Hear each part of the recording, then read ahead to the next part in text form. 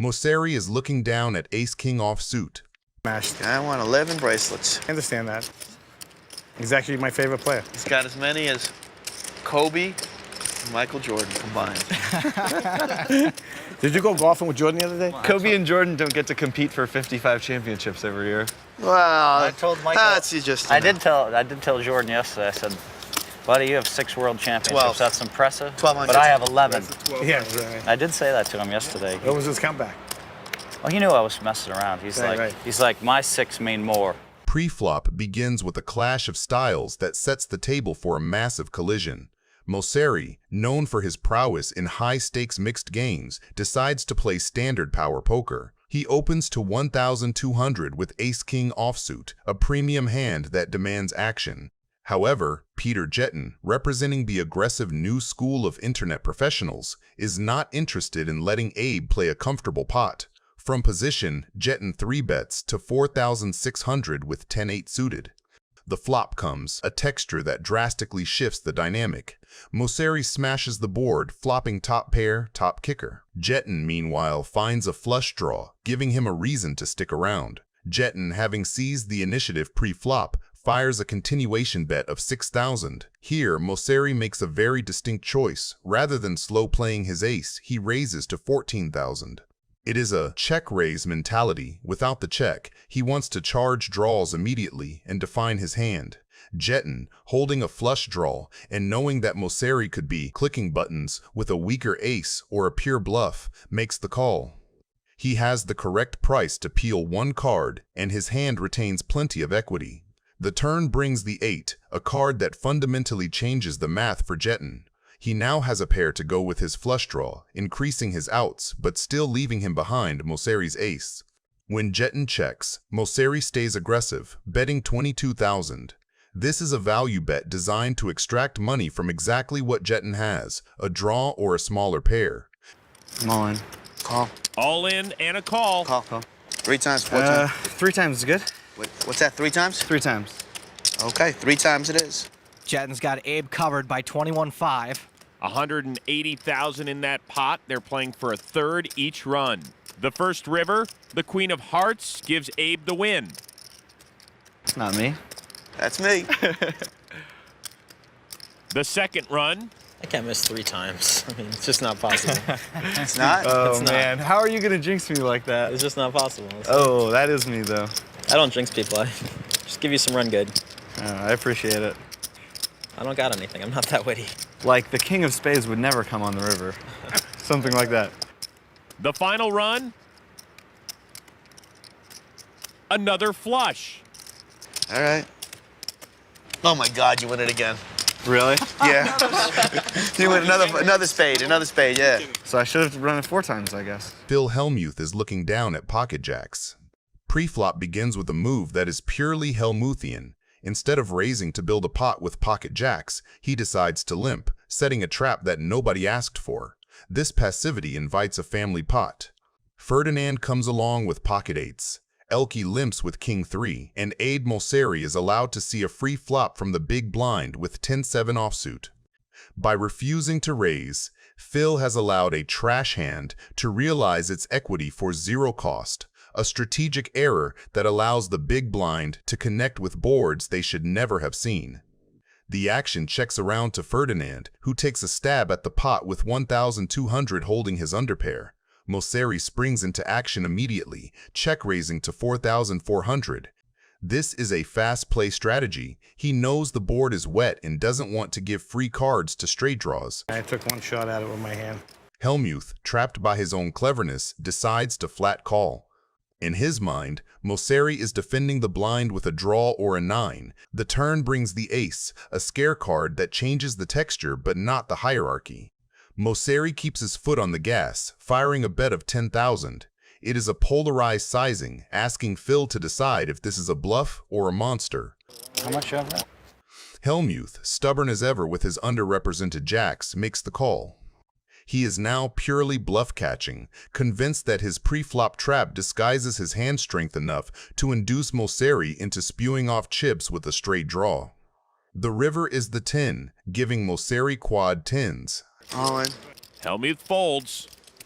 Tony G is looking down on pocket sixes. Liberal rules for straddling. What are the rules? Any position, any amount you like. Whatever you want, you can just put 10,000. People have, I mean, 100,000 I've seen. Wow. Straddle? All the time. $100,000 $100,000 straddle. All the time. If the It'd be guy... kind of hard to fold if you bought in for 150. Pre-flop, this is classic. Everybody's got a story set up in a 3-bet pot. Negreanu opens light from early position with 7-5 offsuit, doing what he does best, putting chips in and trusting his post-flop edge. Corkins wakes up with ace-king and makes it 10K, completely standard. He is isolating the opener, expecting to play a big pot heads up with the range and skill advantage. Then Tony G in the blinds looks down at pocket sixes and just flats, which is already interesting. Sixes hate getting 4-bet and blown off their equity, but they love seeing 3-way flops with deep stacks. When Negreanu completes, you end up with a bloated 3-bet pot where Corkins has the range advantage. Join the party. It's just 2 chips. Tony has the sneaky set potential, and Negreanu is along for the ride with a hand that will usually have to give up. The flop comes about as good as it gets for Tony. Corkins smashes the board in the obvious way with top pair, top kicker, but Tony absolutely buries it underneath with bottom set. Negreanu's 7-5 connects only with the 6, giving him some weak backdoor dreams, but he is already in trouble if money goes in. Put a little pressure on. Maximum pot. At least you're not in. That means I got a chance or a fold. It's when they move straight in, then you it. Hoyt is in a wicked spot. Right, I'm drawing live no matter what. Believe me, whatever you do, I'm alive in this hand. It's not like I'm putting my money in cold dead, you know? What would you do in this situation? You have Tony G blabbering in your face while you have top pair. Let me know in the comments. You call 10,000 cold, huh?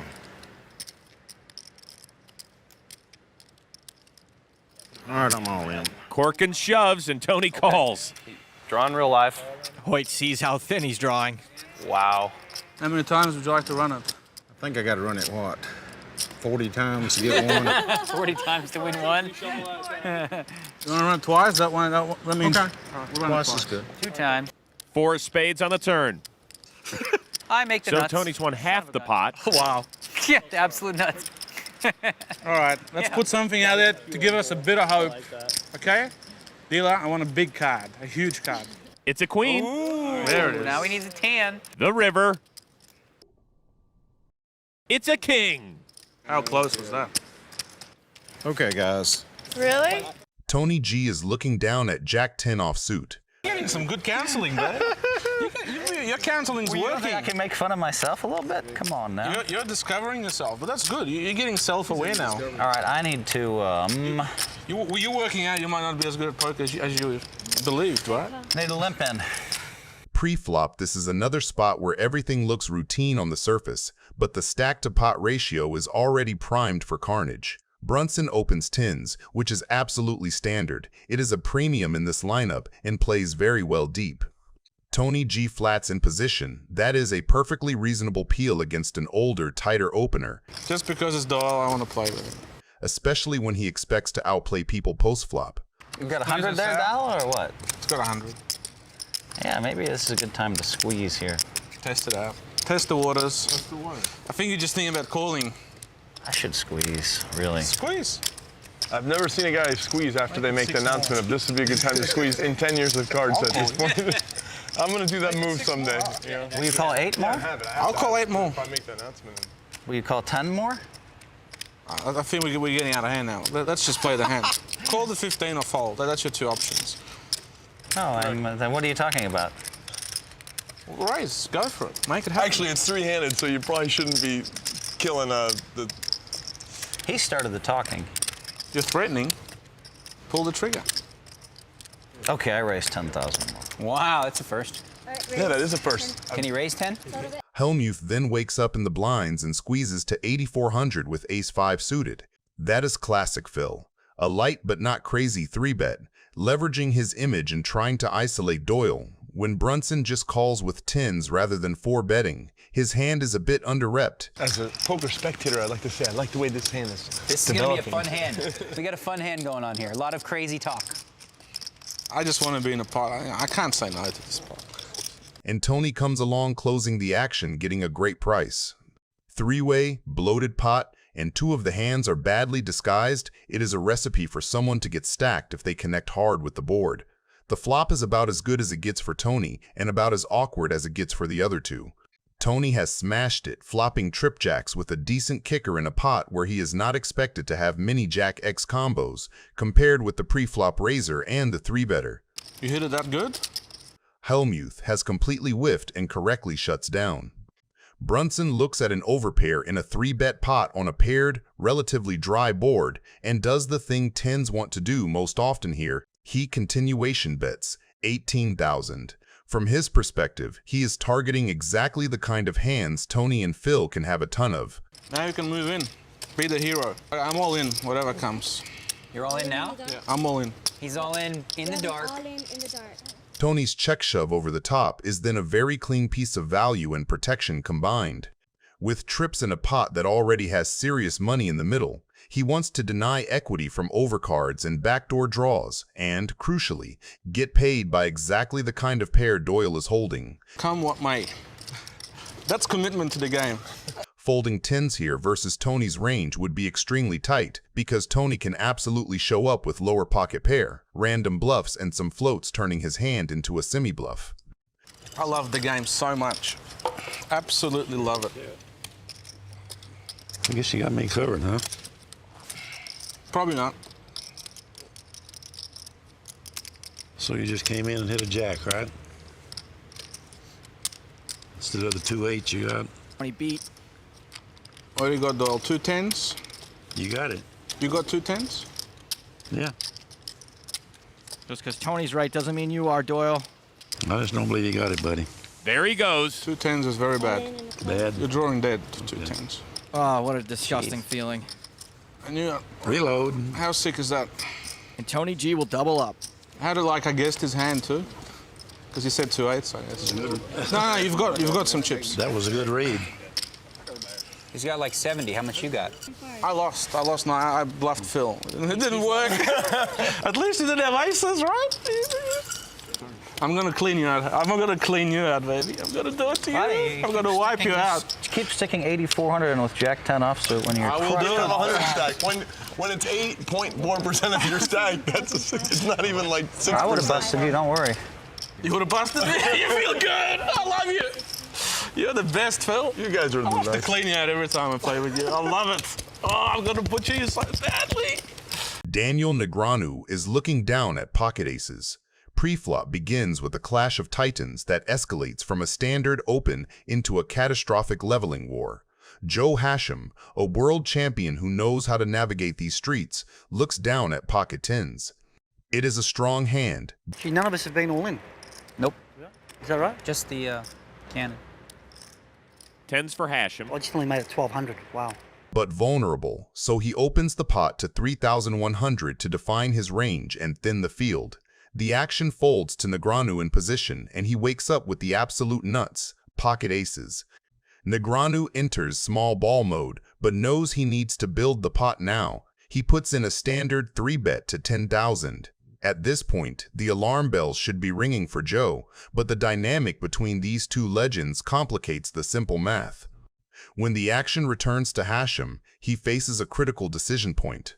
A flat call here would be the prudent play, keeping Negreanu's range wide and allowing Joe to reevaluate on the flop. Instead, raise. Hachem decides to assert dominance. He 4-bets to 31,000.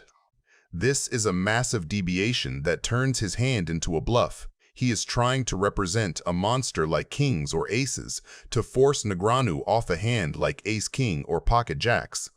However, against a player like Negreanu who is capable of trapping, this aggression merely isolates Hachem against the top of the deck.